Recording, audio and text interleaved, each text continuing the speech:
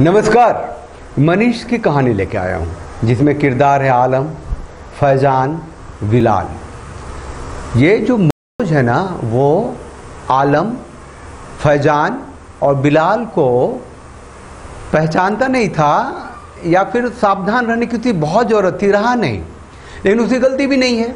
ये दिल्ली की सुंदर नगर की घटना है और वहाँ क्या हुआ कि मनोज को कुछ नहीं किया, वो लोग थोड़ा गुस्से में था तो चलते चलते क्या हुआ, सड़क पे उसको पकड़ लिया। उनको हाथ में वो छोटे छोटे चाकू थे कुछ, तो खटाखट गोद दिया उनको। 10-20-25 बार मारा होगा बेचारे को। वो चीखता चिल्लाता था, वहाँ किसी ने देखा, फिर उठा के हॉस्पिटल ले गया। तब तक वहाँ उसकी जान चली गई थी। तो अब ऐसा है कि नाम उसका मनीष और उसके जो किरदार थे जिनको कि फैजान, बिलाल, ये लोग जो थे, और तो उनको उनका मजहबी कृत्य भी था ना, 72 हुड भी तो मिलना होता है उनको, ऐसा काम करते हैं तो अब लोग सड़कों पे आ गए, सुंदर नगर में सड़कों पे आ गए, चीखे चिल्लाए, बहुत कुछ हुआ। पुलिस आ गई।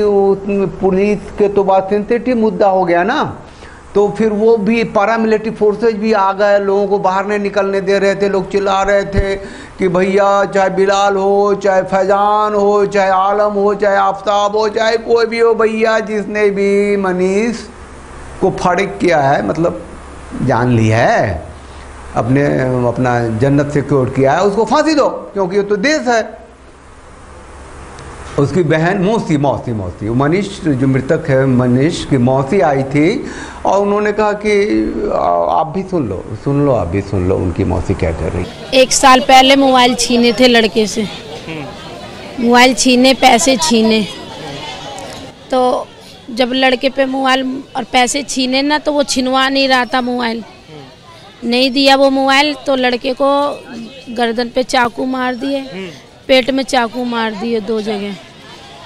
तो उसको ऐसे घेर दिया कि जैसे ये मर ही गया, तो ऐसे करके फेंक दिए। तो उसने, लड़के ने पहचान लिया था, उनको पहचान लिया जो छीना झपटी करे थे और चाकू मारे थे। तो उसको होश आया जब इसमें रामन लोहिया हॉस्पिटल में, तो होश आया तो उसने अपना बयान दिया।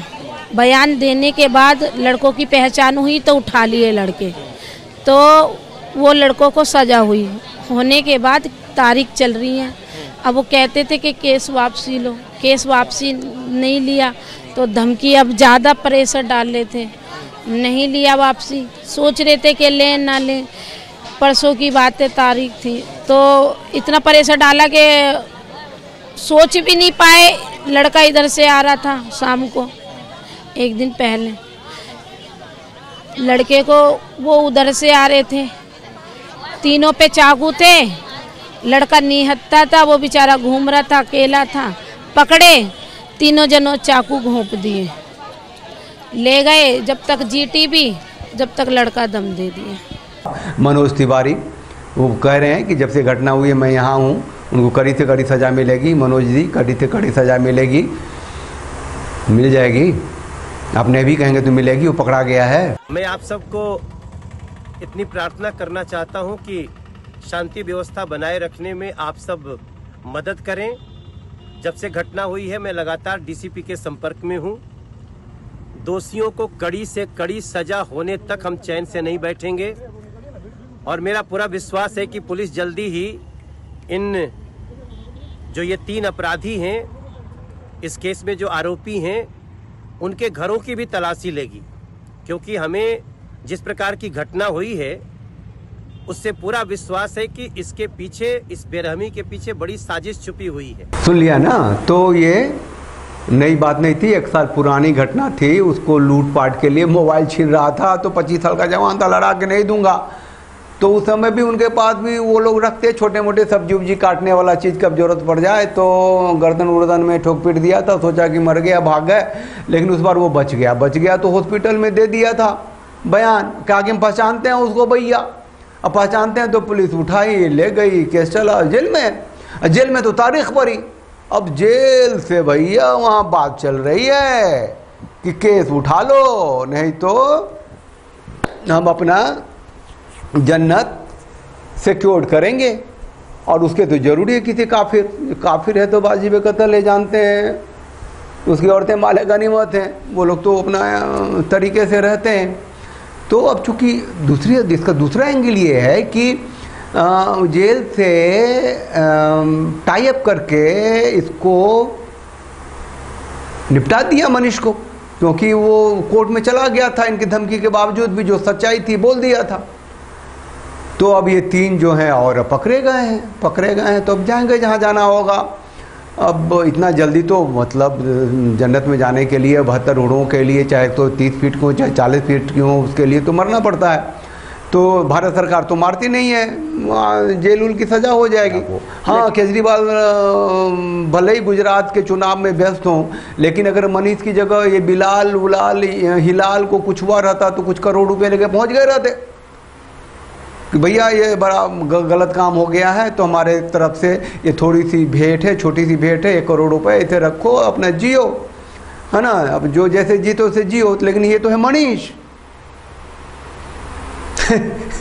तो इस पर कोई ध्यान नहीं देने वाला, लेकिन लोगों का अफरोर है, लोगों इनकलाब कर रहे हैं। और आप लोगों से मैं कहता हूं कि कोई भी बिलाल हिलाल फैजान जैसा कोई भी अगर आपके आसपास है तो रहने दीजिए उसको, उसे सतर्क रहिए, उसे कोई इंटरेक्शन मत कीजिए। लेकिन आसपास है तो खतरा तो है, इसमें तो कोई शक नहीं है, लेकिन बच के कोशिश कीजिएगा, रहिएगा, थोड़ा सा अपना एक सर्किल बनाइए और एक ना सिक्योरिटी चेन बनाइए। जब कुछ होता है तो 4 लोग मिलिए, साथ रहिए, क्योंकि ये बताइए वो चोरी चकारी थी ना, मनीष को 1 साल पहले जो घटना हुई थी तो लूटपाट की घटना थी, उसको लूटा पाटा।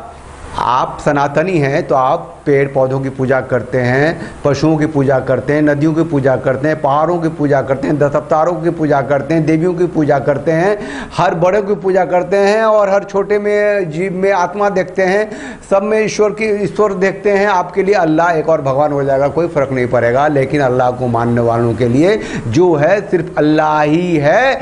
उनके लिए जो सिखों के 10 गुरु हैं, चाहे महावीर हैं, चाहे बौद्ध हैं, चाहे हमारे 10 अवतार हैं, वो सब का अस्तित्व नहीं है, बल्कि वो लोग उसको बहुत गंदी नज़र से देखते हैं, वो अस्तित्व नहीं है। और तो अब जब ऐसी पढ़ाई है, ऐसा मजहब है, ऐसे मदरसा में ऐसे मतलब ये माइंडसेट लेकर के वो लोग जीते हैं। और शायद चूँकि ये भारत बंटवारे के बाद से तो हिंदू देश ही बना था, तो कांग्रेसियों ने पता नहीं क्या से क्या कर दिया इसको, लेकिन है तो स्वभाव से हिंदू राष्ट्र ऋषि संस्कृति का देश ही ना। सुरक्षित रहिए, साथ रहिए, संगठित रहिए। और मनीष के साथ जो हुआ उसके लिए थोड़ा सा अपने अंदर गुस्सा भी पालिए, सुरक्षित भी रखिए। हम राष्ट्रवादी हैं, हमारा चैनल राष्ट्रवादियों का चैनल है, इसलिए इस चैनल को लाइक कीजिए, शेयर कीजिए, सब्सक्राइब कीजिए इस वीडियो को भी, और वो बेल आइकन को प्रेस कर दीजिए जिससे आपको नोटिफिकेशन मिलता रहेगा। साथ रहिए, एकत्रित रहिए, संगठित रहिए, सुरक्षित रहिए। भारत माता की जय, वंदे मातरम, जय भारत।